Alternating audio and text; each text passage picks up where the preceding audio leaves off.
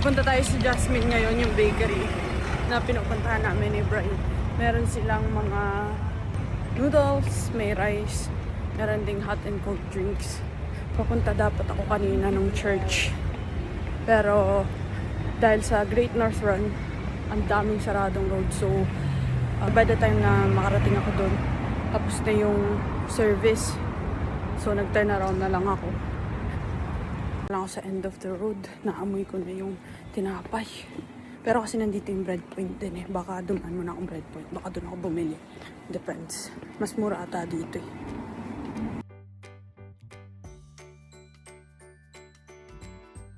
So guys, nag-end up tayo going to Jasmine Bakery instead.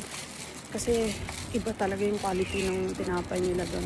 Actually, mas mura siya by 20 pence. So 180 yung pork bun sa Breadpoint, 160 naman dito sa Jasmine. Next errand, nandito naman tayo sa Chang. This is like a Chinese supermarket. Naghahanap ako ng toyo at saka ng patis. Ay, patis tsaka ketchup. Kasi ubos na yun sa bahay. Wait, hanap tayo. Hindi ko alam kung meron dito. Hindi yata kompleto dito. So, meron silang patis. Pero wala silang ketchup or Mang Tomas. Okay lang naman kasi hindi pa naman kailangan meron pang konti sa bahay. So, ito muna. Ngayon na lang muna siguro yung bibilin ko. Actually, meron pa dito isang Asian na supermarket. Baka dumaan ako since malapit lang din naman ako. Para makapaglakad-lakad na rin. Nandito tayo sa Taste the Orient Supermarket. Mas malaki to kaysa sa Chang. So, mas madami silang tinda. Mas kompleto. Tingin-tingin tayo kung ano mabibili natin. Yun meron sila ditong ketchup at Mang Tomas. Sakto. Sarap dito maanghang na Mang Tomas. Kaya lang maliit lang meron sila. Pero kunin na rin natin. Yan guys, kumuha na ako ng basket kasi napadami yung bili ko. Ang dami masasarap dito. So, kumuha na ako ng ketchup, Mang Tomas, Pansit Canton. Saka, meron akong biniling menudo afritada mix. Try lang natin kung mas masarap yung menudo pag may ganyan. May frozen section sila dito. Mas dami Korean tsaka Chinese na products. Parang ang sarap tikman. Ayun yung mga choices nila. Oh. Napakadami. Gyoza, fried chicken. Merong crispy fried pork. Fried pork. Mukhang masarap yan. Masarap din pambaon. Kesa bumili sa kantin namin. Hindi masarap yung food masyado. May nahanap akong kimchi spicy bulgogi kimchi. Try natin ito sa bahay. Chicken karagi. Mahal to sa Japanese restaurant eh. Gusto ni Brian. Nakahanap tayo ng dilis. Bili din tayo ng masarap pang breakfast yan. Yun, red chilies. Nakahanap din. Mahirapan natin tong red chilies dito sa UK. Laging green or laging wala. Bili din tayo ng ampalaya. Masarap to sa egg. Wala tayo bakad. Thank you. Yan, so nabili na natin guys. Dapat ang bibiling ko lang ketchup tsaka Mang Tomas. Napabili pa lang kung ano-ano. Okay lang naman kasi nauubos naman lagi yung pagkain sa bahay. Maganda lang kasi may mga choices din ang pagkain. Yung paulit-ulit kasi mas lalo ka parang nag-crave ng restaurant food pagka ganun. Maganda ngayon kasi available na rin yung mga pagkain ng Korean tsaka Japanese din sa mga supermarket na ganyan. Para pag namimiss mo, pwede ka magluto, di ba? Ang bigat guys. Pero malapit na tayo. Mga 1 minute away from the parking. Grabe, hinihingal ako. Let's go. Yan, nandito na tayo guys. Ito na yung kotse. Yan guys, so papunta tayo ngayon sa Asda malapit sa amin. Yung Asda tsaka Lidl. Halos magkatabi lang. Sobrang traffic sa lahat ng roads ngayon. Kasi pagka nag-close talaga yung Great North Road ata tawag dun. Yung mga roads, lahat konektado halos dun eh. May listahan tayo ng mga kailangan bilhin sa Lidl. Pagka talaga weekend, lalo pag Sunday na maaga nagko-close ang mga supermarket, Doon pa ako nakaisip ng mga bibilin. Hindi katulad sa Pinas, nagko-close talaga dito on Sunday, mga 4 or 5 yung mga supermarket. Turning into Lidl now. Let's look for a parking space. Reverse park talaga ako. Ayaw ko yung front parking. Ang hirap lumabas after. Nandito tayo sa Lidl, guys. Ang daming tao, super busy. Pag Sunday talaga ganito. Madami ditong nagtatrabaho. Monday to Friday lang. So, pagka Sunday, Saturday, dun sila nag-grocery. Kuha tayo ng spinach.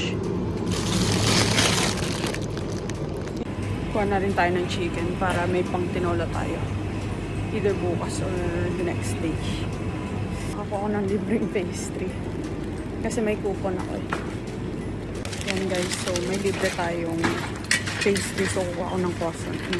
Ang hirap maghawak ng phone habang nag-grocery. So hindi ko napakita iba kung kinuha. Yan ang chicken thighs. Ay, sira. Kailangan kumuha ng bago. Tapos kumuha tayo ng gatas. Skimmed milk. Pabalik pa tayo ng Lidl. Kalimutan ko kumuha ng ginger tsaka ng tissue. Nako, mas mura kasi dito eh. Tsaka sa Asda, maliliit ang ginger. Got the goods. Next stop, Asda. Maambon guys. Pagkatapos ng napakagandang weather sa Italy, ito ang madadatnan mo. Ulan, clouds, hangin. Ayos, UK weather. Pinamili ko guys, so madadagdagan pa yan kasi bibili pa ako ng soft drinks. Next stop, Asda. Kulang pa tayo ng soft drinks, lotion at saka tubig, pambahon. Yan, finally guys, pauwi na tayo. Grabe. Dahil ko pinili ang bigat. So, as you know guys, bumabalik ako sa pag-vlog. Not that I've done it for a while or for a long time. Dati tinry ko talaga mag-vlog kasi parang gusto ko siyang gawin pero wala akong confidence magsalita sa harap ng camera.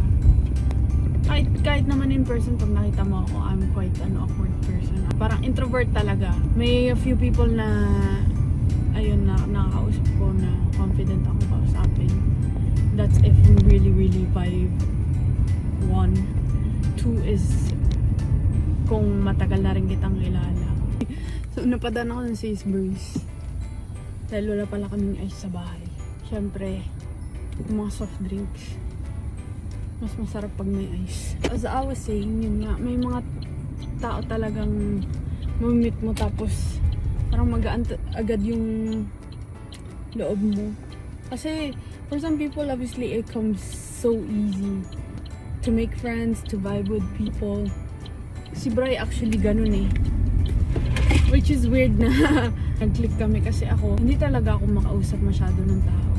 Doon lang ako sa circle ko, to be honest. Pero si Bri kasi na-meet ko na like years ago. This was probably 2018 or 2017. This was at a basketball game in I think Manchester or sa Warrington. Back at that time, meron pa akong boyfriend na iba, taga Manchester. Anyway, meron din palang kakilala si Bri na kaibigan ko. So, years later, parang nagkita kami ulit. Pero, meron pa rin kaming kanya-kanyang relationship at the time. Bumibisita-bisita sila sa Newcastle nung girlfriend niya at that time. Pero wala naman kaming obviously interaction at that time kasi yun nga, hindi naman kami close. May kanya-kanya kaming mga jowa. Maraming nalog nun. So, hindi talaga kami nagkausap until years later, which is like was the end of 2024 ata yun. I know there's a lot of misconception na apparently nag-overlap yung relationship pero hindi naman totoo yan. Hindi totoo yan guys. Huwag kayong echosera. Dahil at that time, pareha kami na wala ng karelasyon. So, huwag kayo gumagawa ng chismis. Hindi maganda yan. Because of the recent engagement namin ni Bri, to keep it short lang. Parang years in the making din to. Yung relationship namin. Kasi, nag-meet na kami years ago pero walang nangyari. It's all about timing. It's all about God's timing. Kung sa tingin mo, hindi mo pa nami-meet yung makatuloy mo, maybe na-meet mo na. You never know.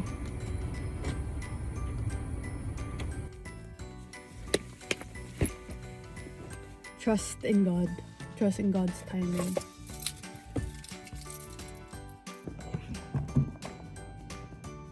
Yan, kain na tayo. I got here char suban na minecrowave ko para mainit-init. English tea. Obviously Yorkshire. And just a glass of water. Talagang hindi nawawala sa akin yung tubig. Kasi hindi naman ako pala inom ng mga soft drinks. Pero recently nagtatry ako mag-tea.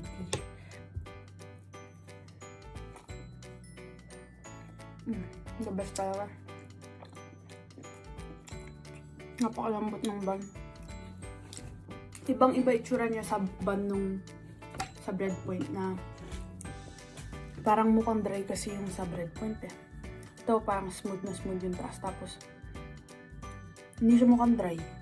Tapos pagka kinagat mo, makikita mo it's got more filling than bread talaga. So hindi nila tinipid.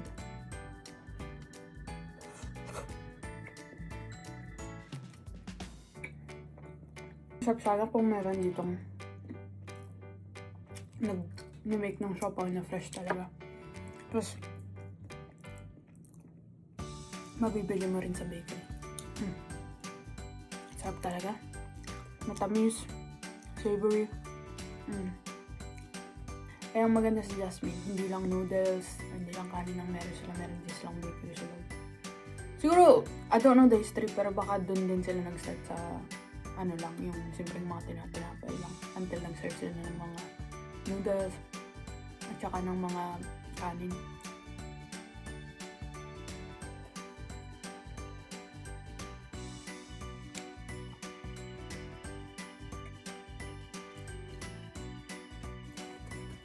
So guys, ako ay naatasan gumawa ng crispy pata today. Pakuluan natin. First time ko to, so tingnan natin. Actually, frozen pa siya eh. Pero sabi, pwede na daw to, sabi sa akin, pwede na daw to i-boil directly. So, tingnan natin. Handa na yung mga ilalagay natin. I'm putting loads of garlic in because we love garlic.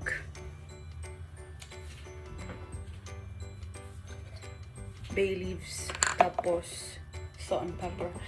Kaya lang, wala na tayong buong pepper. So, ground pepper na lang meron. Pagtsagaan na natin ito.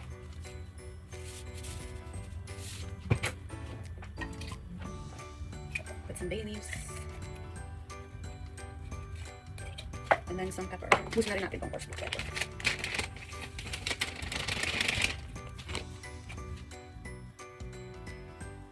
Yun, dinamihan ko na lang. Wala na. Hindi na natin nakalabasan. Yan. So, iwan muna natin siyang ganyan.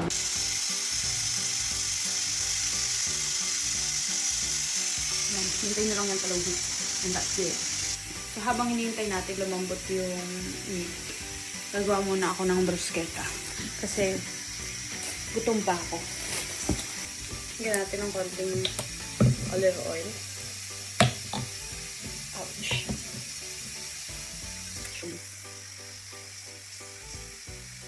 Uy, marami.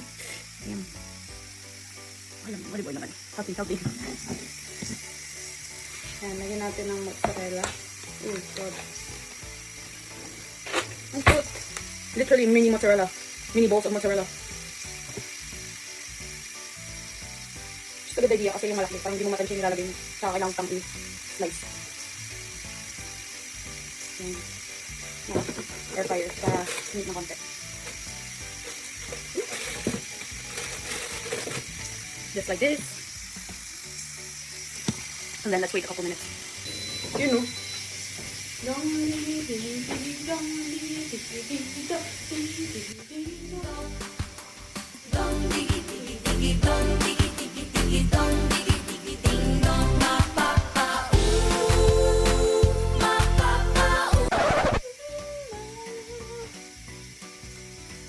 Dumaan.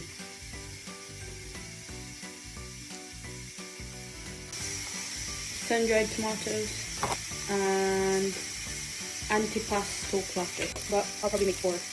Yeah, I'll make 4 just in case. Maliit lang naman ito eh. Ang tawag dito, masyadong maalat na meat. Honestly.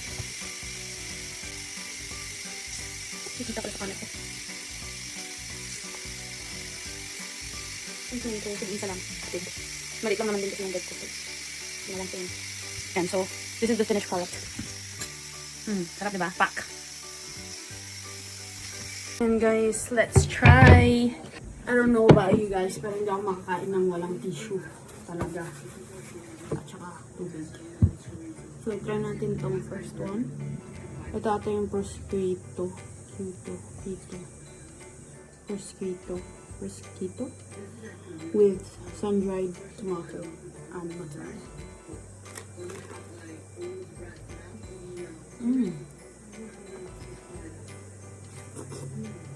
Oh my god. Sarap.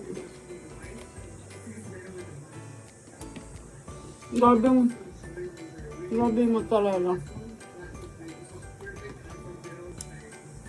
Ang maganda kasi dito, na kompleto ka sa tomato tsaka yung meat. Nababalance yung lasa. Kasi yung tomato, medyo sour.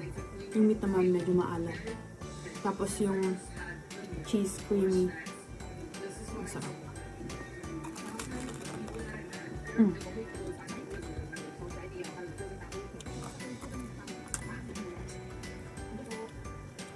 Dalawa lang naman ito. Salami tsaka prosciutto. Kasi salami feel yung favorite ko. Normally I don't like salami. Alam mo yung mga nilalagay sa pizza. Kasi yun parang iba na yung ano. At saka to be fair, yung mga nahanap namin sa pizza dito, iba eh. Ano na yun eh. Sobrang processed ata. Dito talaga yung pang fresh.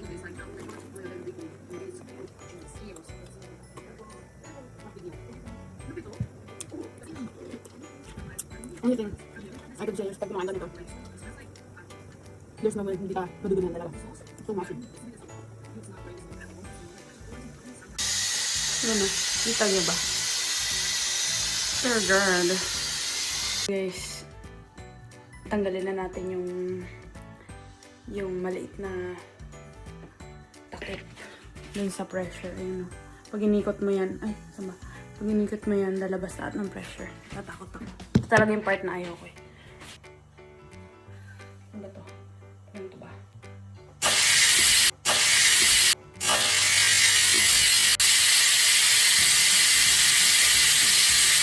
Ano? Iwan muna natin siya. So, ito guys. Hinangon ko na siya sa tubig. Pa-cool down ko lang ng konti. Tapos, pwede na natin siyang i-fry. Yan. Gawa na guys. Hindi ko na pinakita yung pagpa-fry kasi tumatalsik. Kinuberang ko din. Yan o. Tapos ito yung sausawan. Nandito na si ate, nanonood kami ng World Cup. Oh. Oh. Yan. So, that's it for today, guys. Normally, hindi ako gumagawa ng outro, but I thought I'd do one today. It's been a long day. See you on the next vlog.